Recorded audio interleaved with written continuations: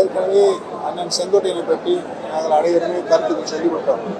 அவர் இருக்கிற இன்றைக்கு இருக்கின்ற அனைத்து இந்திய அண்ணா திராவிட முன்னேற்ற கழகத்தில் சீனியர். 9 முறை சட்டமன்ற தேர்தலில் போட்டியில் 7 முறை வெற்றி பெற்றிருக்கிறார். தலைமை கழக பதவி வைத்திருக்கிறார். மாவட்ட செயலாளராக 23 ஆண்டு பணியாற்றியவர். மனமுள்ளவர். புரட்சித் தலைவர் காலத்திலும் அம்மாவுடைய காலத்திலும் பணியாற்றியவர்.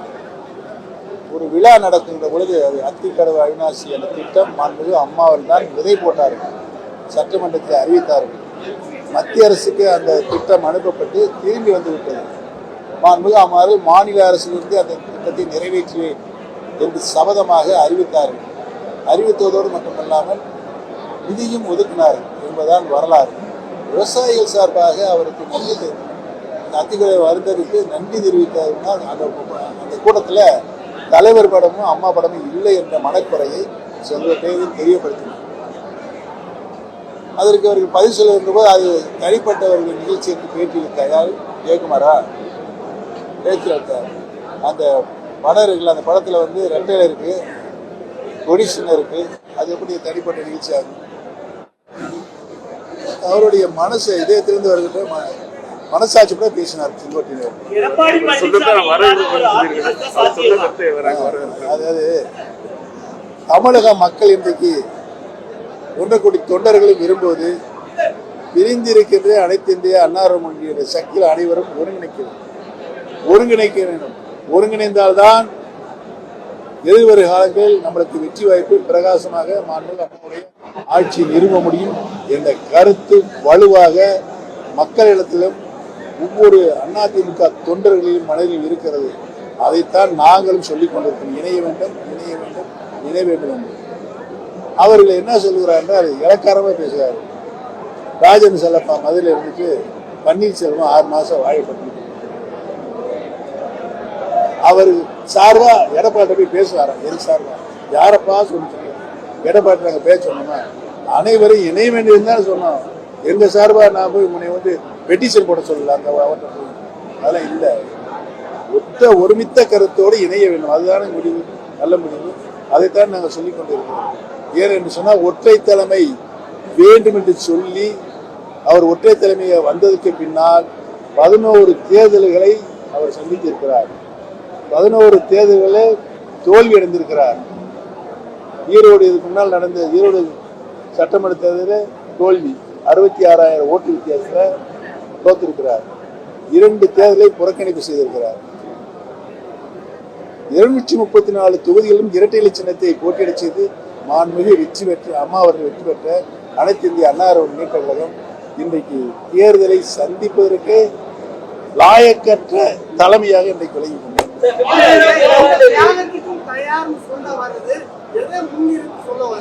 என்ன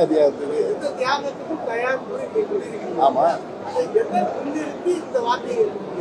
அதாவது கட்சி இணைய வேண்டும் எல்லா தியாகத்துக்கும் தயாராக சொல்லிட்டு இருக்கிறோம். எதை முன்னிறுத்தி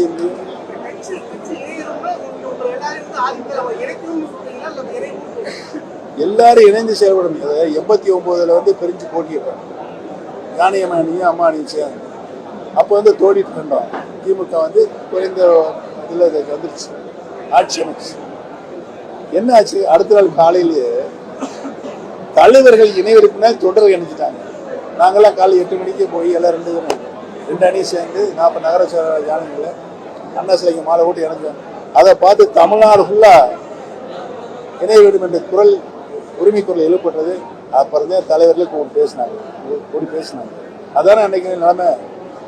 அதான் நிலைமை. இது உணர்வுபூர்வமான கட்சிங்க, தொண்டர்கள் கட்சிங்க. இந்த கட்சி தோல்வியடையக்கூடாது என்பதுதான் மக்களுடைய எண்ணமாக இருக்குது, தொண்டர்களுடைய எண்ணமாக இருக்குது. அம்மாவுடைய பிறந்த நாளை சிறப்பாக கொண்டாடுவது பல்வேறு நலத்திட்ட உதவிகள் வருது.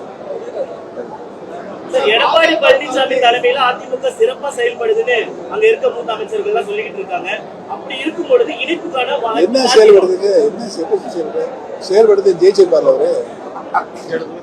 ஒரே ஒரு வார்த்தை சொல்றாங்க. ஆனா மனசுல எங்களை தனிப்பட்ட முறையில பார்க்கும்போது என்ன சொல்றாங்க தெரியுமா? அவரு இந்த கட்சியை கெடுத்துருவாருன்னு சொல்றாங்க. அவங்களே கெடுத்துட்டாரு. பாஜக டெல்லி தலைமை உங்களுடைய இணைப்புக்கு ஏதாவது பேசியிருக்காங்களா?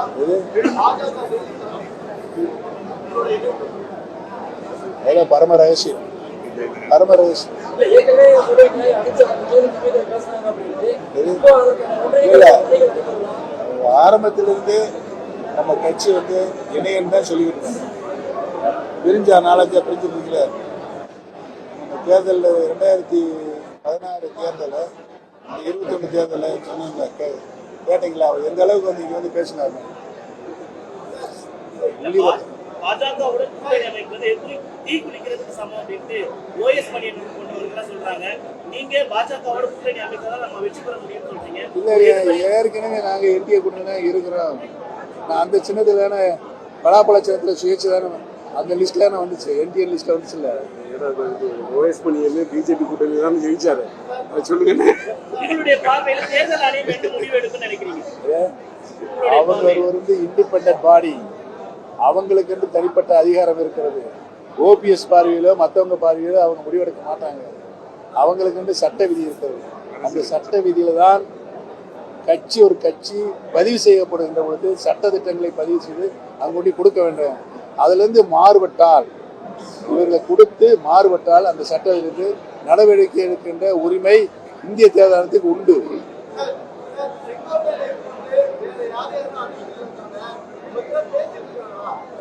நிறைய பேர் பேசிக்கிட்டு இருக்கிறாங்க. இன்னும் கொஞ்ச நாளுக்கு வெயிட் பண்ணி பாருங்க.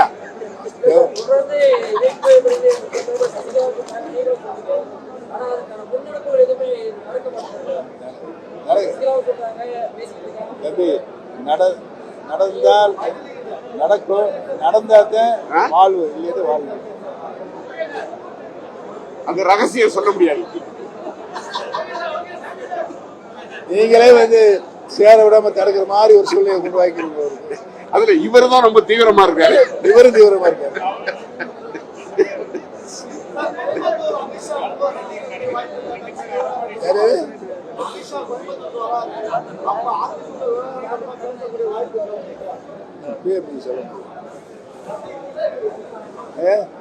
சந்திக்கக்கூடிய வாய்ப்பு இருந்தால் சந்திப்போம்.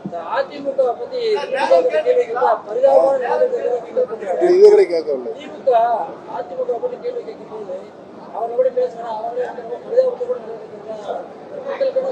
யாரு யாரு ஒரு காலத்துல திமுகவும் பரிதாபப்பட்ட நிலையில இருந்தது. அதே நிலைமைக்கு போகும் சீக்கிரத்துல. நாங்க ஒண்ணு சேரும் போது அது அந்த நிலைமைக்கு வந்துடும். சுத்திச்சுல அந்த இடத்துக்குள்ள இருக்கீங்க. வேற ஏதாவது கேள்விங்க? பொது நலன் கருது, தமிழ்நாடு நலன் கருது ஏதாவது கேள்வி?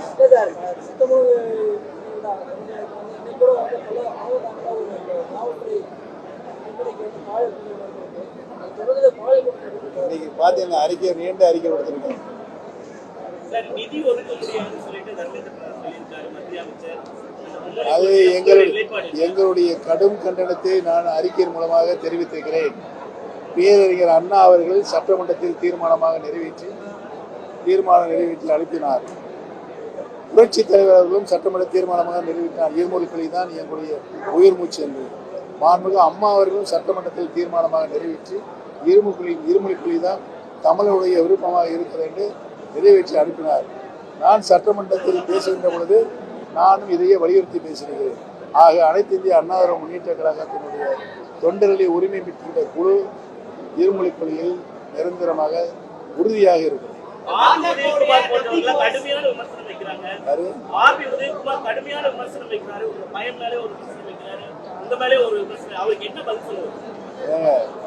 முப்பத்தி 9 இடம் போட்டிட்டு ஒரு இடம் ஜெயிச்சிச்சு. அது தேனி நாடாளுமன்ற தொகுதி. அந்த தொகுதியில் ஜெயித்து காட்டியவர் யாரு? பேசுங்க, இதுக்கு முன்னாடி தலையாட்டுறீங்க, பேசுங்க. அவர் 2008 மாண்புமிகு அம்மாவர்கள் மாவட்ட பாசறை தலைவராக ரவீந்திரநாத்தை நியமித்தார். சிறப்பாக பணியாற்றினார்கள். யாரெல்லாம் தலைவராக செயலாளராக பொறுப்பேற்கிறாரோ ஒரு மிகப்பெரிய கூட்டத்தை அங்கே நடத்தி காட்டியிருக்கிறார். அதோடு மட்டுமல்லாமல் நாடாளுமன்றத்தில் அனைத்து இந்திய அண்ணா திராவிட முன்னேற்ற கழகத்தின் தலைவராக 5 ஆண்டுகள் பொறுப்பில் இருந்திருக்கிறார்.